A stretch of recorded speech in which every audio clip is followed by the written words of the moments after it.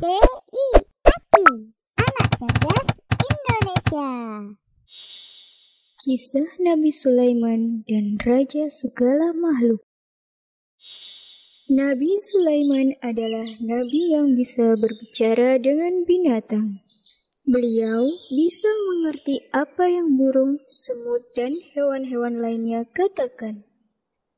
Allah Subhanahu wa Ta'ala juga memberi Nabi Sulaiman kekuatan untuk memimpin para jin dan angin.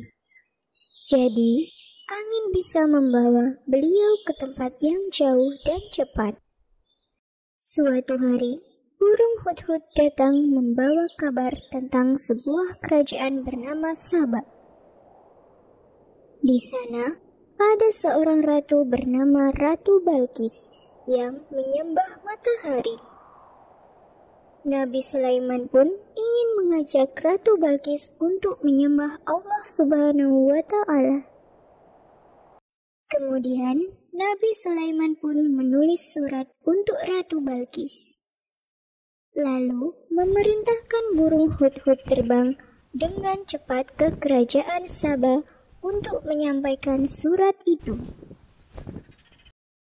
Isi dalam surat itu adalah Nabi Sulaiman mengajak untuk berhenti menyembah matahari dan hanya menyembah Allah Subhanahu wa Ta'ala.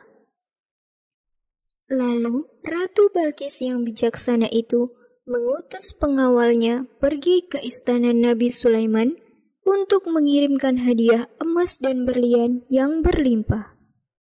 Tetapi Nabi Sulaiman pun menolak hadiah dari Ratu Balqis dan mengancam akan berperang dengan Ratu Balqis jika ia masih menolak dan tidak mau menyembah Allah Subhanahu wa Ta'ala.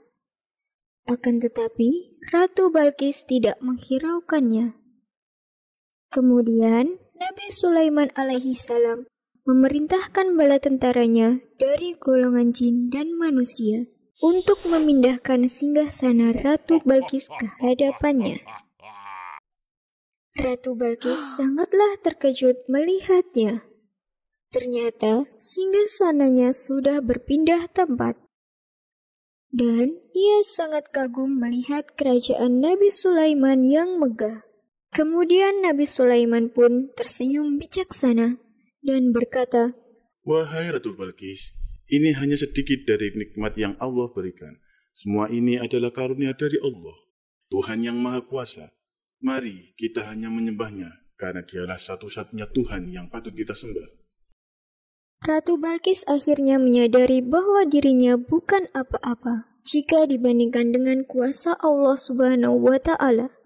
Dia bersumpah untuk beriman kepada Allah Subhanahu wa Ta'ala. Setelah itu, seluruh rakyat kerajaan Saba pun beriman kepada Allah Subhanahu wa Ta'ala.